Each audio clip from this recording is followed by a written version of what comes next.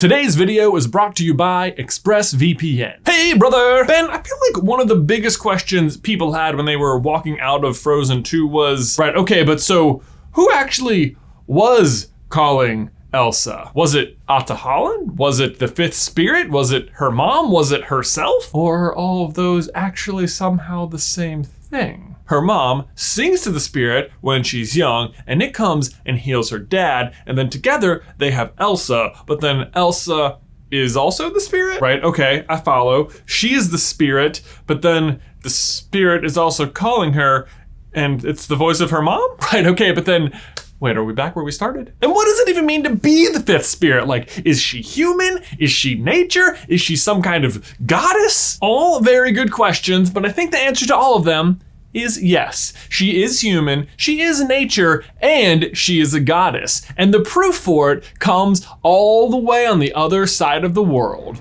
in Moana.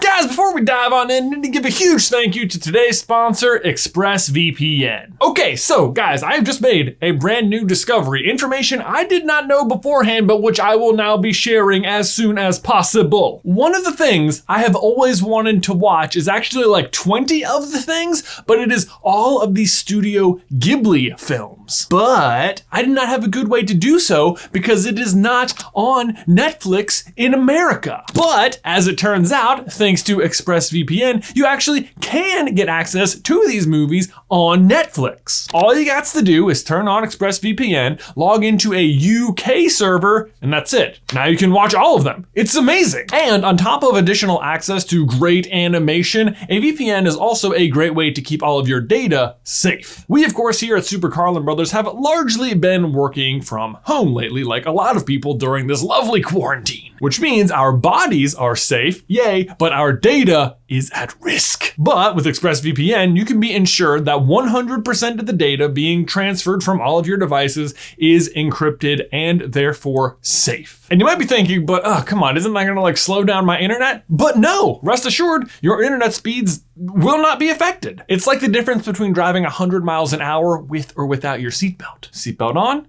still going the same speed. But also maybe like slow down a little because 100 miles an hour is like really fast. Find out how you can get 3 months for free by heading over to expressvpn.com/SCB. Again, that is 3 months for free at expressvpn.com/SCB. Link is in the description down below. Okay, so we've been trying to figure out the true nature of the fifth spirit for a while, and finally, last week, as I was examining this snowflake, once again, something finally clicked. Okay, well, technically it's not truly a snowflake because the snowflake has 6-sided symmetry and this only has 4, so really, this is more like a compass. That is, at the very least, how we interpreted this shape before the movie came out. I mean, we knew Anna and Elsa were gonna be going on some big, grand adventure, and of course you need a compass for that because the compass points you where you need to go. And yet, in the movie, this shape doesn't actually do any directing. Instead, it is the destination itself. It is where Elsa needs to go. And she finally finds it inside of Ahtohallan, and upon stepping into the center of it, she finally truly becomes the fifth spirit. Or as I like to call her, Elsa the White. It's all very Gandalf, isn't it? But that is when I realized the compass, in a way, actually was pointing Elsa where she needed to go. For so long, we focused on the runes themselves. Like, what did these symbols mean? In fact, we made 2 whole videos dissecting these runes, eventually determining that they represented the 4 elements. But at no point did we consider the shape of the runes, which are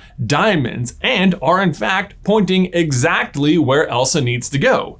In the center. Like, oh, right, I get it. Of course she's the fifth spirit. It's where the other 4 elements are pointing. Here's the thing about the diamonds though. They are pointing in 2 directions. Yes, inwardly, but also outwardly into the rest of the world. Which got me wondering, where would those 4 lines intersect again? Because if and where they do, wouldn't that indicate the presence of another spirit? Yes, I agree, it would, especially because there just so happens to be a super obvious candidate in just the right spot. That's right, they point to another island on the other side of the Earth. one Te Fiti. Okay, so full disclosure, since Frozen 2 actually offers us some longitude and latitude lines for where Ahtohallan is, I actually went in online and plugged in those points to figure out the antipodal point on Earth. Antipodal points are considered exact opposites. So for a set of coordinates on Earth, it is the other point on Earth that is the literal furthest away you could possibly be from the original point. And you won't believe it, it turns out that the other side of the Earth from almost the North Pole is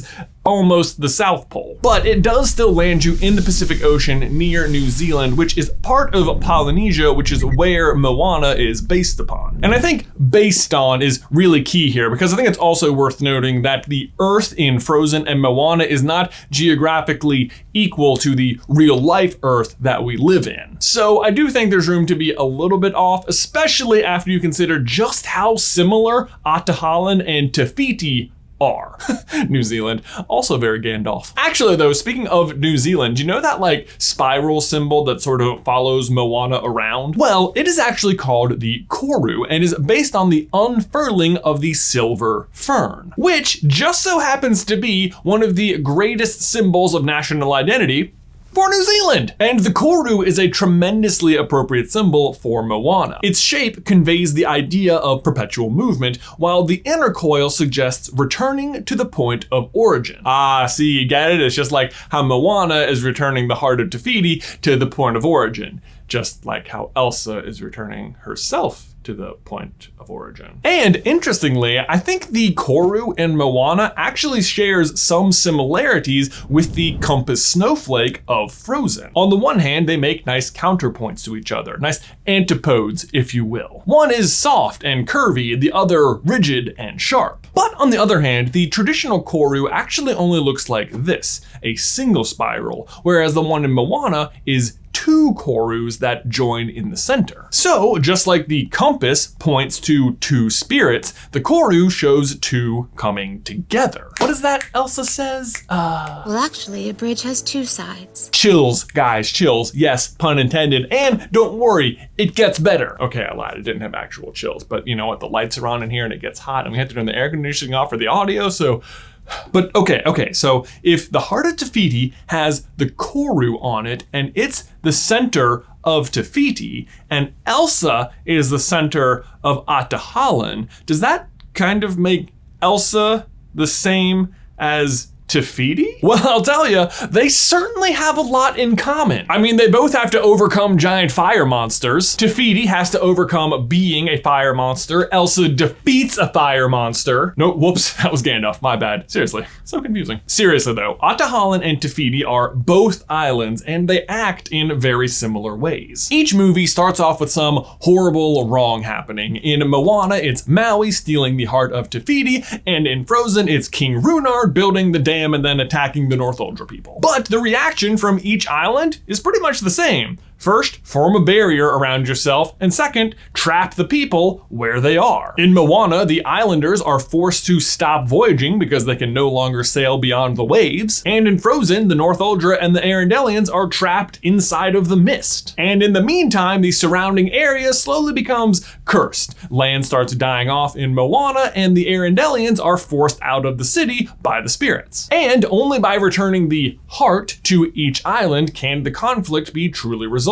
Now, the main difference, and you may have spotted this though, is that in Moana, the heart is a physical little stone, while as in Frozen, it is Elsa herself. And so you might be wondering, why are they so different? And the answer is basically because of King Runard. When King Runard attacks the North Uldra people, his son, Anna and Elsa's father, is knocked out, but then he is later saved by their mother, who calls the fifth spirit to his aid. And basically just from there, the two go on to have Elsa, who is now the living, breathing, human, sentient fifth spirit herself, rather than just a rock at the center of a pattern. The power of Te Fiti, on the other hand, still resides in the little stone, and as such, her more intelligent sentient human form is the island itself, rather than a physical living human being. Even how they are restored to themselves is extremely similar in terms of the song being sung when it happens. Elsa's mother sings, "You are the one you've been waiting for," and Moana sings, "You know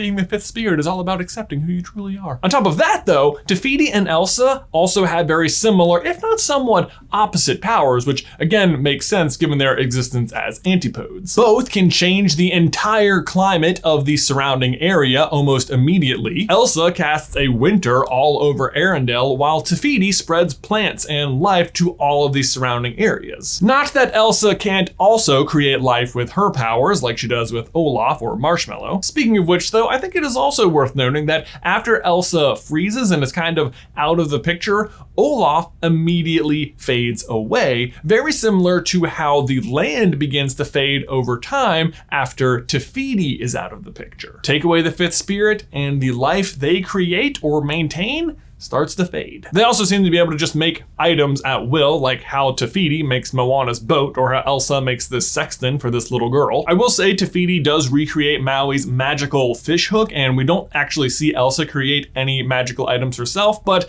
I don't know. Personally, I'm not convinced that she can't, because at this point, I'm pretty sold on the idea that the two are the exact same phenomenon, just on opposite ends of the Disney Earth. Which then does bring up the question, does Elsa have some like super angry, evil, Teika-like spirit somewhere deep inside of her, just like Te Fiti does? Like, if somebody stole Elsa's heart, would she go like all demon on us? I mean, I guess if you stole her like literal heart, she'd probably just, you know, die, but maybe it's more of like a metaphorical heart. Like maybe she falls in love with someone and then they break her heart, how dare they? Or maybe Anna represents her heart, and if someone like hurt or kidnapped or killed Anna, then you would see like evil Elsa come out. I don't know, kind of sounds like the plot of Frozen 3 if you ask me, but hey, that's just me, I'm just saying, I'm just dreaming here. Anyway, the point is, everything behaves for Elsa in the same way it does for Te Fiti, from their locations on Earth, to their symbols, to their powers.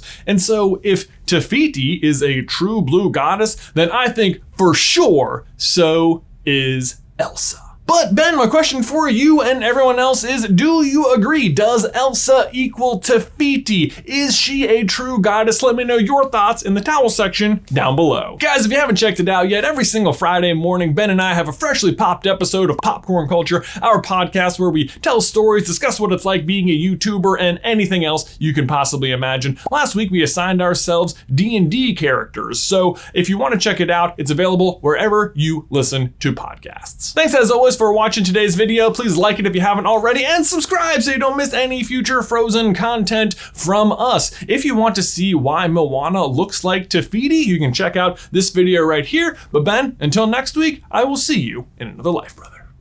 There we go. We got Human Ranger Swordsmith. Is the character noble or a commoner? It could be random. You don't have to choose. Must be random. Okay. And how famous is this character? Ooh. On a scale of 1 to 10. Well, I'm on Wikipedia for my Cave Spring High School's notable graduates. I think that makes me a 4. At least a 4. All right, here we go. Here we go. This is Ben's new D&D character name. It is Bellaman Chauster. Bellaman Chauster. Bellaman. Wow, it doesn't seem like that different from Benjamin. It really doesn't. Bellaman? Bellaman, it almost, well. Bellaman? This is my brother Belly.